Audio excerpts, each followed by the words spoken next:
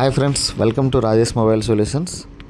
Friends, ఈరోజు మన దగ్గరికి వివో Y29s అండి. వివో Y29s మొబైల్కి కంప్లైంట్ ఒకటి వచ్చింది. ఏంటి ఆ కంప్లైంట్ అంటే పవర్ కీ అనేది పనిచేయట్లేదు ఫ్రెండ్స్.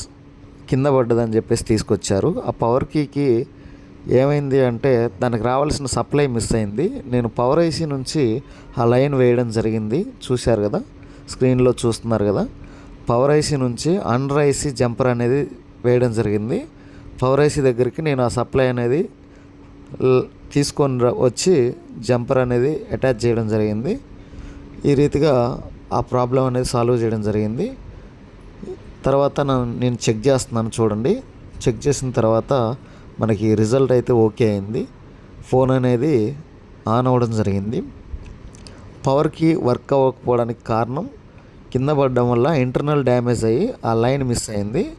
ఆ లైన్ మనం ఐసీ తీసి ఐసీ కింద నుంచి వేయడం జరిగింది.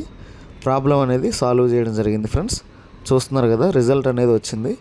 Thank you friends, thank you for watching. మా ఛానల్ని సబ్స్క్రైబ్ చేసుకోండి. Thank you very much.